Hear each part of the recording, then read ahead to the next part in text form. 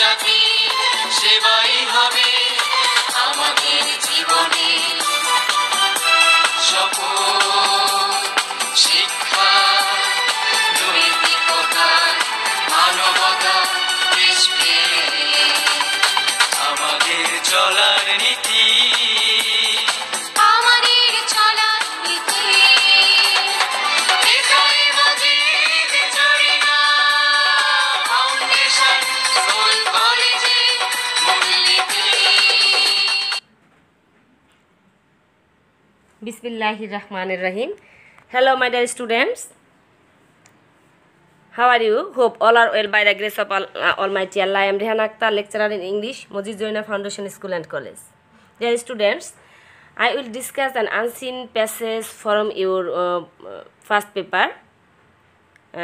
Please listen to me and I shall try hard and soul to show the information transfer and summary, and then I will solve the rearrange and 3 columns table. Dear students, let's start to our class. Humayun Ahmed একটি unseen passage এখানে আমাদের দেয়া আছে। এই প্যাসেজটি আমরা অবশ্যই সুন্দরভাবে পড়ব। সুন্দরভাবে পড়ে তারপর হচ্ছে আমরা এখান থেকে ইনফরমেশন ট্রান্সফার যে একটা তোমাদের বইয়ের মধ্যে বা তোমাদের সিলেবাস যে ইনফরমেশন ট্রান্সফারের যে একটা ব্যাপার রয়েছে সেটা আমরা কিভাবে কমপ্লিট করব সেটা আজকে দেখাবো। আর হচ্ছে এখান থেকে আবার একটা সামারিও তোমাদেরকে লিখতে হবে, সেটাও আমরা এখানে লিখব, মানে দেখাবো। এরপরে হচ্ছে কলাম ম্যাচ দেখাবো, দেন ফাইনালি আমরা একটা রিয়ারেন্স কমপ্লিট করব। তো তোমরা মনে রাখবে তোমাদের যে ফার্স্ট সেমিস্টার ফাইনাল পরীক্ষা আসতেছে, সেই পরীক্ষায় অবশ্যই সিন প্যাসেজের সাথে সাথে তোমাদের এরকম একটা আনসিন প্যাসেজও থাকবে। সেখানে ইনফরমেশন ট্রান্সফার অ্যান্ড সামারি, দেন হচ্ছে ম্যাচিং, রিয়ারেন্স, এগুলি সব আইটেমগুলোই কিন্তু তোমাদের থাকবে। আর সিন প্যাসেজ থেকে থাকবে হচ্ছে multiple choice question, answering question এবং ফিলিং দ্য ব্ল্যাঙ্কস। সিন প্যাসেজের উপরেই আরেকটা ফিলিং দ্য ব্ল্যাঙ্কস আমরা পাবো, সেটা হচ্ছে 5 মার্কসের।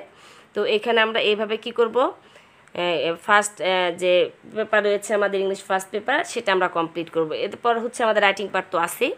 তো চলো আমরা ক্লাসটি শুরু করি। Humayun Ahmed was a teacher, author, dramatist, playwright and film maker, এটা আমরা সবাই জানি। He was born in Mohanganj, Netrokona, Mymensingh on 13 November 1948, অর্থাৎ 1948 সালে 13 নভেম্বর ময়মনসিংহের নেত্রকোনার মোহনগঞ্জে তিনি জন্মগ্রহণ করেছিলেন। হিজ ফাদার ফয়জুর রহমান আহমেদ, তিনি কে ছিলেন, অর্থাৎ তার বাবা ফয়জুর রহমান আহমেদ, তার পেশাটা বা তার প্রফেশনটা কি সেটা কিন্তু আসছে। A police officer and writer was killed by Pakistani military during the liberation war of Bangladesh in 1971 and his mother is Ayesha Foyez, এবং তার মায়ের নামও আসলো আয়েশা ফয়েজ। এবং তার বাবা মুক্তিযুদ্ধের সময়ে বাংলাদেশে 1971 সালে যে মুক্তিযুদ্ধ হয়েছিল সেই সময়ে পাকিস্তানি মিলিটারি দ্বারা তাকে হত্যা করা হয়েছিল, এবং তার বাবা একজন পুলিশ অফিসার, পাশাপাশি একজন রাইটারও ছিলেন।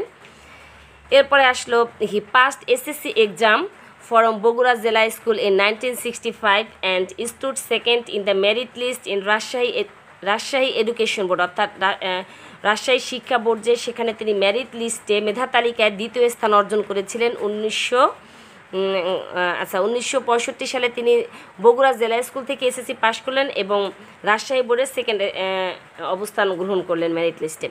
হি passed his SSC exam from Dhaka college in 1967, তিনি এসএসসি পাশ করলেন ঢাকা কলেজ থেকে 1967 সালে। ডিয়ার স্টুডেন্টস, এই ইনফরমেশনগুলো কিন্তু তোমাদেরকে অবশ্যই জানতে হবে এবং এগুলি নিচে আন্ডারলাইন করে রাখবে যখন তুমি প্যাসেজটি পড়বে, কারণ এই ইনফরমেশন দিয়ে আমরা ইনফরমেশন ট্রান্সফারটি ফিল আপ করব। He took his honours and masters in chemistry from the university of Dhaka with the first class distinction, তিনি ঢাকা ইউনিভার্সিটি থেকে কেমিস্ট্রিতে অনার্স মাস্টার্স কমপ্লিট করলেন এবং ফার্স্ট ক্লাস নিয়ে। He did his PhD from North Dakota State University. He worked as a professor of chemistry in Dhaka university, তিনি ঢাকা ইউনিভার্সিটিতে chemistry অর্থাৎ রসায়ন বিভাগের বা রসায়নের প্রফেসর হয়েছিলেন, ঢাকা ইউনিভার্সিটির প্রফেসর হিসেবে কিন্তু কাজ করেছিলেন আর কি। Humayun Ahmed reached his peak of fame with the publication of his novel Nondito Noroke in 1972 1972 সালে তার যে বিখ্যাত একটি নোবেল ছিল নন্দিত নরকে, এটা প্রকাশিত হওয়ার সাথে সাথে তিনি সুনামের চরম পর্যায়ে বা সুনামের একদম পিক যে লেভেলটা বা টপ লেভেল বা টপ পজিশনে তিনি চলে গিয়েছিলেন। He wrote over 200 fictions and non fiction books, all of which were best sellers in Bangladesh. তিনি ফিকশন এবং নন ফিকশন প্রায় 200-এর উপরে ফিকশন এবং নন ফিকশন লিখেছিলেন, যেগুলি বেস্ট হয়েছিল, বিক্রি হয়েছিল বাংলাদেশে। His first television drama was Prothom Prohor ছিল তার প্রথম টেলিভিশন নাটক। It was followed by many dramas and drama serials. তার এই নাটকটি অনেক নাট্যকাররা বা ড্রামাস অ্যান্ড ড্রামাস সিরিয়ালসে অনেক জায়গায় এটা অনুসরণ করা হয়েছিল। He also directed many films based on his own stories. For his outstanding achievements, he was honored with many awards including Bangla Academy Award 1981 and একুশে পদক 1994। অর্থাৎ তিনি 1981 সালের বাংলা একাডেমি অ্যাওয়ার্ড অর্জন করেছিলেন বা তাকে সম্মানিত করা হয়েছিল বাংলা একাডেমি পুরস্কারে এবং একুশে পদকে 1994 সালে। He died on 19 July 2012 at Bellevue Hospital in নিউইয়র্কের বেলভিউ হসপিটাল ছিল, সেখানে তিনি মৃত্যুবরণ করেছিলেন 19 জুলাই 2012 সালে। হি ওয়াজ বারিড ইন নুহাশপল্লিতে তাকে সমাহিত করা হয়েছিল। এই আমরা প্যাসেজটি পড়লাম। এরপরে আমরা প্যাসেজ থেকে যে ইনফরমেশনগুলি পেলাম সেই গুরুত্বপূর্ণ ইনফরমেশন দিয়ে আমরা কি করব, আমরা টেবিলটি অবশ্যই ফিল আপ করবো। দেখো এরপরে কি আসতেছে, এখানে দেখো এই স্লাইডের মধ্যে একটি ইনফরমেশন, একটি টেবিল দেওয়া আছে, এখন বেশ কিছু ইনফরমেশন তোমাদের দেওয়া আছে। যেমন দেখো প্রথম ইনফরমেশন আছে হচ্ছে লাইফ স্প্যান, অর্থাৎ বায়োগ্রাফি অফ হুমায়ুন আহমেদের যে বায়োগ্রাফিটা আমরা পড়লাম এইটা থেকে আমরা কি করব, লাইফ স্প্যানে যাব হচ্ছে ফ্রম 13 নভেম্বর 1948 টু, যেহেতু একটা মানুষের জন্ম এবং মৃত্যু পর্যন্তই তার লাইফ স্প্যানটা থাকে, তো আমি এখানে জন্মসালটা দেওয়া আছে, আমরা মৃত্যু সালটা দেব 19 জুলাই 2012। আমরা প্যাসেজের মধ্যে কিন্তু এটাই পেয়েছি। তারপরে দেখো হুয়ের ঘরে দেয়া আছে 2 নাম্বার ব্ল্যাঙ্ক দেয়া আছে, তাহলে এখানে হুয়ের ঘরটা ব্ল্যাঙ্ক করা আছে, কিন্তু আরও ইনফরমেশন দেয়া আছে পুলিশ অফিসার হোয়াটের ঘরে, তারপর ইভেন্ট অর অ্যাক্টিভিটির ঘরে দেয়া আছে was killed by Pakistani military. আরও ইনফরমেশন দেয়া আছে ইন বাংলাদেশ হোয়ার অর প্লেসের জায়গায়। টাইম অর হোয়েনের ঘরে দেওয়া আছে ইন 1971। অর্থাৎ অনেকগুলো 3টা ক্লু 4টা ক্লু আমরা পেয়ে গেছি এই 2 নাম্বার ফিলিং দ্য ব্ল্যাঙ্কসটা আমরা করার জন্য। অর্থাৎ এখানে তাহলে আমরা নাম্বার 2তে কী দিব, কে, অর্থাৎ হুয়ের ঘর থাকলে আসে হচ্ছে কে কাকে, অর্থাৎ পুলিশ অফিসার কে ছিলেন, এই police officer was killed by Pakistani military in Bangladesh 1971। তাহলে আমরা জানি হুমায়ুন আহমেদ ফাদার ফজলুর রহমান আহমেদ, এরকম প্যাসেজের মধ্যে আমরা পেয়েছি, সেই নামটা আমরা দেব। ঠিক আছে, এরপর দেখো পরেরটা আছে Humayun Ahmed past SSC exam board জেলা স্কুল। এরপর আছে টাইম অর হোয়েন, অর্থাৎ কত সালে, কখন তিনি বগুড়া জেলা স্কুল থেকে এসএসসি পাশ করলেন, অর্থাৎ সালটা চাচ্ছে, আমরা এখানে সালটা মেনশন করব। আমরা প্যাসেজের মধ্যে পেয়েছিলাম হি passed SSC from Bogura Zilla school in 1965 সালে, সেই 1965 দেব। ঠিক আছে, এরপরে দেখো আরও ইনফরমেশন দিয়ে দিছে stood second in the merit list in Rajshahi education board, যাতে তোমরা ক্লিয়ার হও যে সবগুলো ইনফরমেশন যেই লাইনটার সাথে মিলে যাচ্ছে বা এই ইনফরমেশন যেই প্যাসেজের মধ্যে আমরা যেখান থেকে পাবো সেখান থেকে ওই সালটা আমরা এখানে কি করব, অ্যাড করে দেব বা লিখব। এরপর নাম্বার 4 দেখো এখানে হোয়াটের ঘর খালি আছে ওয়াজ পাবলিশড, ক্লু দিয়ে দিয়েছে ওয়াজ পাবলিশড। তারপরে নাম্বার 5 আবার খালি দেওয়া আছে, ব্ল্যাঙ্ক করা আছে, এখানে আছে হোয়েনের ঘর ব্ল্যাঙ্ক, অর্থাৎ কত সালে পাবলিশ করা হয়েছিল, কি সেটা কি জিনিসটা ছিল, এবং এরপরে দেওয়া আছে নোভেল, তার মানে কোন নোভেলটা তার পাবলিশড হয়েছিল এবং সেটা কত সালে, সেটা আমরা দেব। তাহলে আমরা নাম্বার 4-এ উত্তরটা কি পাবো, উত্তরটা পাচ্ছি হচ্ছে নাম্বার 4-এ পাচ্ছি হচ্ছে নোবেলটার নাম, সেটা হচ্ছে নন্দিত নরকে, নোবেলটির নাম ছিল নন্দিত নরকে, ওয়াজ পাবলিশড, প্রকাশিত হয়েছিল ইন 1972, 1972 সালে, তাই না? তবে অবশ্যই এরকম করে আমরা কি করব, এই ইনফরমেশন ট্রান্সফারটি কমপ্লিট করব এবং এই প্যাসেজের উপরেই আনসিন যে প্যাসেজটি তোমাদের থাকবে, এই প্যাসেজের আনসিন প্যাসেজের উপরেই কিন্তু তোমাদের সামারি লিখতে হবে এবং সামারিটা লিখবে অবশ্যই, সামারি মানেই তো সারসংক্ষেপ, অবশ্যই 2-3 পেজ বা পুরোটা প্যাসেজ ভরে দিবে এরকম করা যাবে না, সারসংক্ষেপ লিখতে হবে প্যাসেজের, ওটাই হচ্ছে সামারি। এবং এটা যখন আমরা করব ইনফরমেশন ট্রান্সফারটি, অবশ্যই আমরা সেটা কী করে দেব, এখানে আমরা অবশ্যই বক্স করব না, শুধু ABCD অথবা 1 2 3 4 5 এগুলো দিয়ে আমরা ইনফরমেশনগুলো দিব, ঠিক আছে? তো এটা চলে গেল। এরপরে হচ্ছে 3 কলামস ম্যাচিং, অর্থাৎ ম্যাচ করব 3টা কলামে এবং সেখান থেকে মিনিংফুল 5 সেন্টেন্স আমরা এখান থেকে বের করে নিয়ে আসবো। তো এখানে দেওয়া আছে দেখো 3টা কলামের 5টি সেন্টেন্স আমাকে মেক করতে হবে বা তোমাদের মেক করা লাগবে। এখানে দেখো ফার্মার্স হ্যাভ টু, এখানে কোন সেন্টেন্সটার সাথে মিলে, হ্যাভ টু এর পরে ভার্বের প্রেজেন্ট ফর্ম বসে টু এর পরে, তারপরে আমরা এখানে দেখতে পাচ্ছি কলাম বিতে আছে ইরিগেট, তাহলে আমরা এটা দেব farmers have to irrigate their fields when there is very little rain, ঠিক আছে? অর্থাৎ কৃষকরা কখন তাদেরকে সেচ দিতে হয় তাদের মাঠে, যখন খুব অল্প পরিমাণে বৃষ্টি হয়, অর্থাৎ যখন বৃষ্টির পরিমাণ কমে যায় তখনই শুধুমাত্র ফার্মাররা কী করে, তাদের ক্ষেতে সেচ দেয়। ইরিগেশন ইজ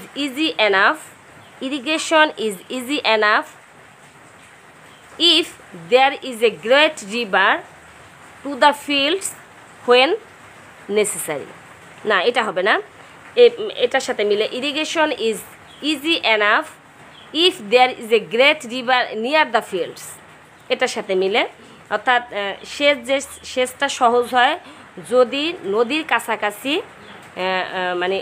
মাঠের কাছাকাছি, নিয়ার দ্য ফিল্ডস, মাঠের কাছাকাছি কোথাও নদী থাকে, তাহলে এই সেচটা দিতে ফার্মারদের কি হয়, একটু ইজি হয়। ক্যানেলস ক্যারি, খালগুলো বহন করে কি, the river water to the fields when necessary, canals carry to the fields when necessary. এরপরে number 4, dams have been built for centuries in different parts of the world, dams have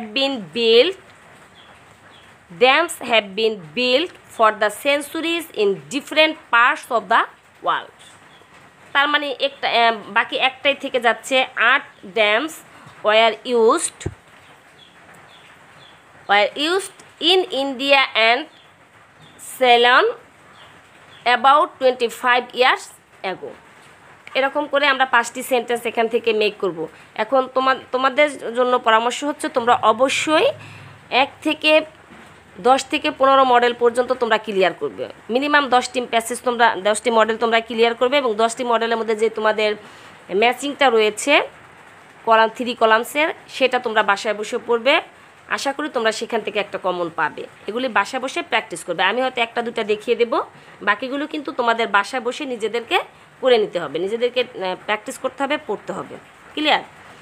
এরপরে দেখো এখানে একটি rearrange দেওয়া আছে, রিয়ারেঞ্জটা কিন্তু একটি গল্প দেয়া থাকে, আবার অনেক সময় গল্প থাকে না, একটা মানুষের জীবন, তারপর হচ্ছে তার লাইফে তার মেজর ওয়ার্কসগুলো কী এই ধরনের প্যাসেজগুলোও থাকে। তোমরা অবশ্যই 1 থেকে 10 পর্যন্ত মডেলগুলো তোমরা বাসায় বসে রিয়ারেঞ্জটাও কমপ্লিট করবে, প্র্যাকটিস করবে বাসায়, আশা করি ওইখান থেকে কমন পাবে।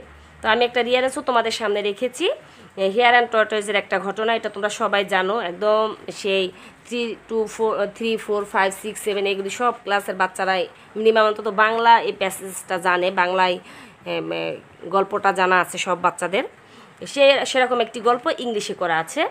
The next day the hare and tortoise reached the venue, long ago there lived a hare in a forest, they went to a fox and wanted him to act as a judge. The hare was always proud of his speed. The hare always teased the tortoise. One day he challenged the tortoise to defeat him in a race. A tortoise also lived nearby.